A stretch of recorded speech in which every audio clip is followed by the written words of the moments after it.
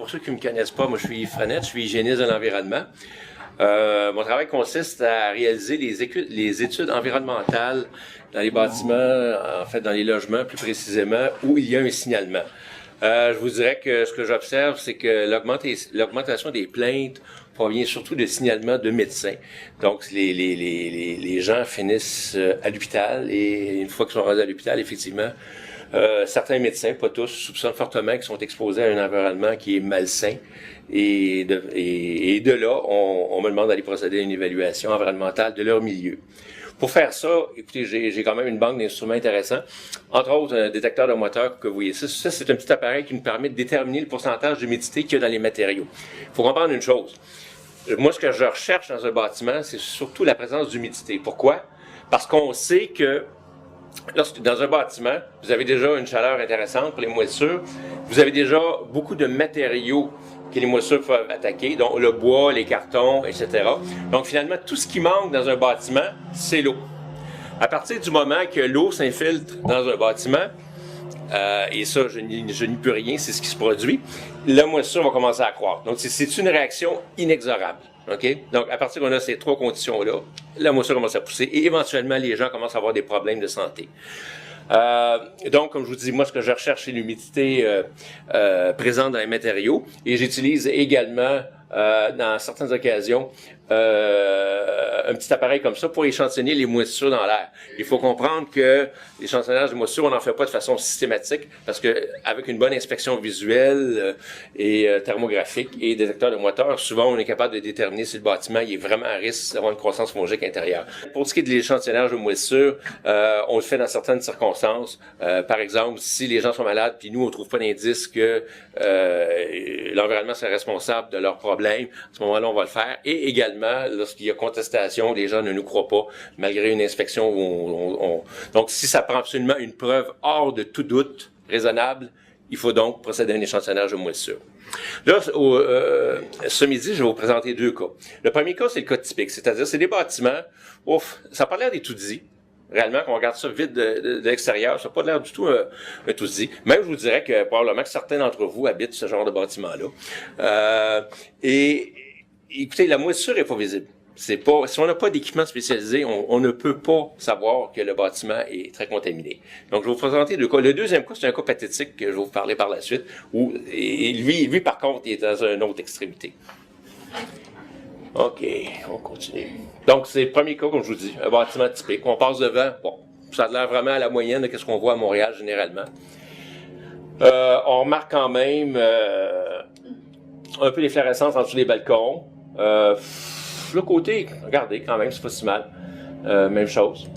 Des petites fissures de temps en temps, rien de très inquiétant. Par contre, une fois qu'on arrive à l'intérieur, et c'est d'où l'importance d'avoir une caméra thermographique, là, on voit très clairement l'infiltration d'eau qui provient essentiellement de la toiture. Donc, en général, notre problème qui cause des moisissures au Québec, c'est l'entretien des toitures. Ça, c'est le facteur numéro 1.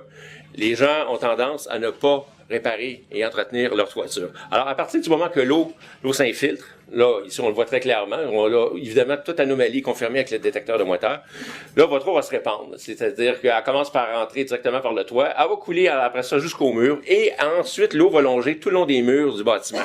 Et par conséquent, on va entraîner une croissance fongique un peu partout.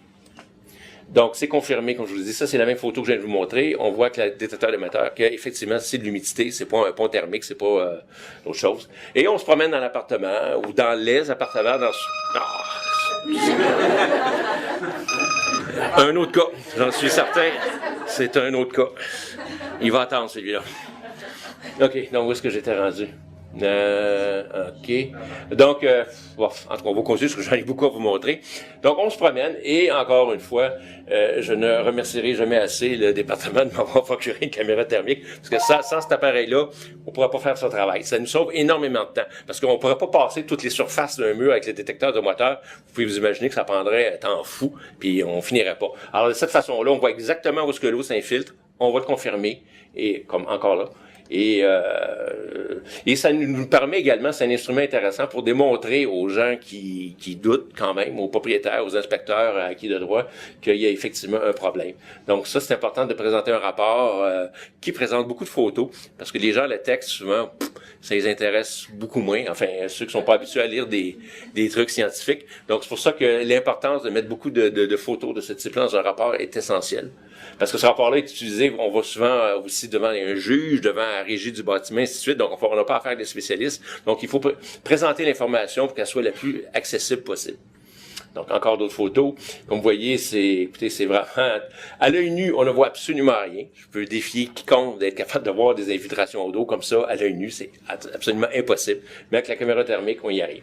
Finalement, dans ce cas-ci, bon, il y avait un peu de réticence, parce qu'il y a des gens, malheureusement, qui pensent que s'il n'y a pas de moisissure visible sur les murs, il n'y a pas de problème. Okay? Malheureusement, c'est pas comme ça. Si vous avez de la moisissure à l'intérieur de la structure du bâtiment, elle ne va pas rester à l'intérieur de la structure du bâtiment. Elle va rentrer à l'intérieur de l'espace habitable et rendre les gens malades. Donc ici, dans ce cas-ci, on a procédé à un échantillonnage de moisissure où on compare ce qu'on trouve à l'extérieur versus l'intérieur et on voit qu'il y a un profil de moisissure totalement différent à l'intérieur versus l'extérieur et c'est des moisissures qui sont associées à des problèmes de contamination fongique. Donc, avec une preuve, là, justement, quand il faut aller chercher ça, généralement, ben, écoutez, on règle le dossier de cette façon-là. Le deuxième cas est beaucoup plus pathétique et est un peu associé au reportage qu'on vient de voir, c'est-à-dire au niveau de la détresse humaine. C'est un cas où, finalement, c'est un coroner qui nous a demandé d'aller faire une évaluation de ce cas-ci.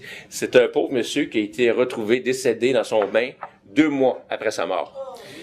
Je vais vous dire une chose, vous allez voir les photos, elles sont assez percutantes. La question que je me pose, c'est comment se fait-il que quelqu'un peut mourir dans son bain pendant 2 mois de temps? Il était littéralement dans un état liquéfié. L'odeur, je vous ferai grâce de la description. On rentre dans le bâtiment et l'odeur nous saisit au nez, l'odeur de cadavre très forte. Écoutez, moi je suis allé 2 mois et demi plus tard, là. N'oubliez pas ça. Alors comment se fait-il qu'il n'y ait aucun autre locataire qui a fait la plainte? Aucun autre. Il n'y a eu aucune plainte. Qui a fait la découverte de ce pauvre homme-là? Ben, écoutez, c'est le concierge qui, lui, venait chercher son loyer. Fait que, ça, par contre, vous pouvez chercher le loyer, vous pouvez toujours compter sur votre concierge. Donc, n'ayant pas de réponse, puis devant l'odeur, ben là, finalement, ils l'ont découvert avec la police comme ça, mais personne dans le bloc où il était, vous allez voir, c'est assez gros, quand même, c'est pas un petit bloc, n'avait fait de signalement à la police. C'est vraiment étonnant. Pour 2 choses. Premièrement, il y a personne de la famille qui s'était aperçu que cette personne-là ne donnait pas signe de vie depuis 2 mois. Et l'autre point, c'est que personne a voulu finalement lever le petit doigt pour alerter la police parce que, écoutez, c'est tellement évident cette odeur-là que tu peux pas la manquer. Donc, on arrive au niveau de l'inspection de ce bâtiment-là. Celui-ci, vous allez voir, il y a quand même des signes d'infiltration d'eau, comme l'efflorescence en dessous des fenêtres, ça trompe pas. Les joints de maçonnerie, si on le voit ici, sont assez abîmés. Donc le blanc, vous voyez ça, c'est du calcaire. La seule façon que le calcaire peut se déposer là-dessus, c'est par une réaction chimique de l'eau qui passe de l'intérieur du mur vers l'extérieur. J'entends encore aujourd'hui des soi-disant experts qui disent que ça peut se produire avec l'écoulement de surface, c'est impossible. La seule façon que ça peut produire, c'est que si vous avez de l'infiltration d'eau. Donc, si jamais vous cherchez ou vous magasinez pour une maison, quoi que ce soit, prenez soin de regarder ce signe-là, ça ne ment pas. Il y a vraiment de l'infiltration d'eau qui s'est produit antérieurement dans ce bâtiment-là. Et vous regardez vos joints de maçonnerie, il n'y en a même pas. Ça lève avec le gel, ce qui arrive, ça fait éclater les joints de maçonnerie. Et ça, c'est un joint qui a été refait. Mais tant que l'infiltration d'eau ne sera pas colmatée, le problème va rester. Et malheureusement, c'est pas connu.